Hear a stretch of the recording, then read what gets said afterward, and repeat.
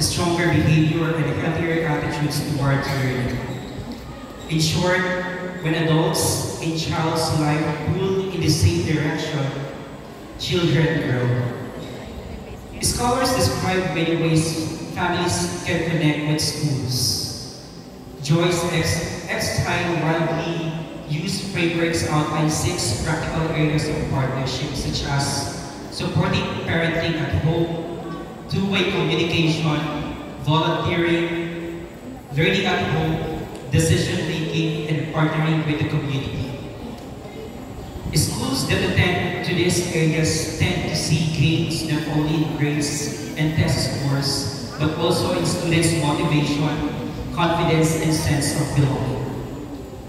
Meta-analytic studies add more nuance. For adolescents, for instance, the most helpful form of involvement are what research call academic socialization. That includes talking about goals, setting expectations, discussing strategies, and encouraging persistence. It is not about doing the homework for them. Guidance and high expectations from home, paired with clear support from school, are a powerful combination.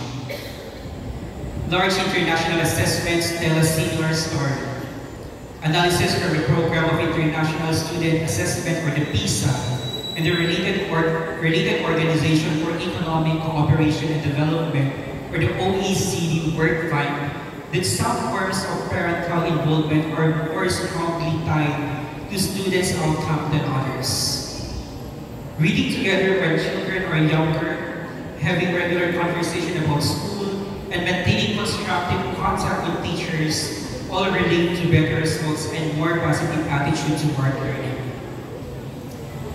Let me speak from the heart about our shared responsibility.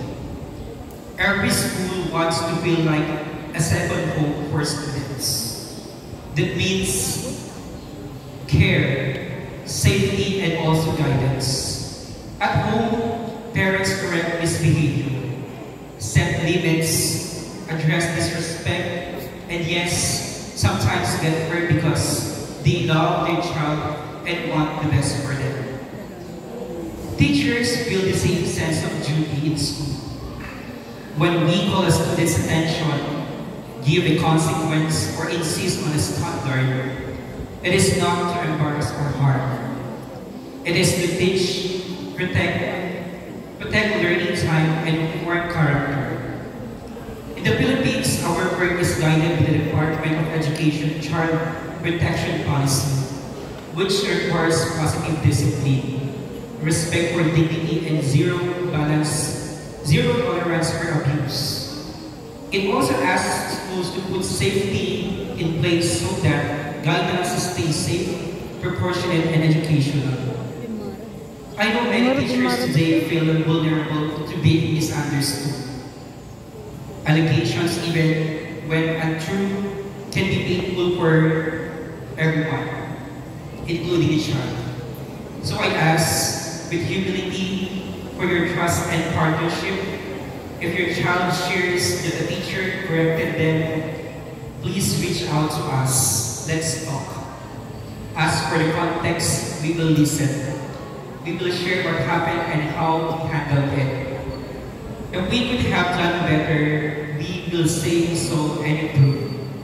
If a student needs to make amends, we will work with you on a plan that teaches responsibility without shaming. The goal is always a child's growth and safety. That is the standard we hold ourselves to under policy and conscience. Now, what does collaboration look like in practical terms? A short message, a quick meeting, or a note in diary can prevent small issues from becoming big ones. Research consistently shows that two-way, respectful communication is a key ingredient of effective family and school partnerships. Agree on a few non-negotiables at home and in school: punctuality, honesty, respect, and effort.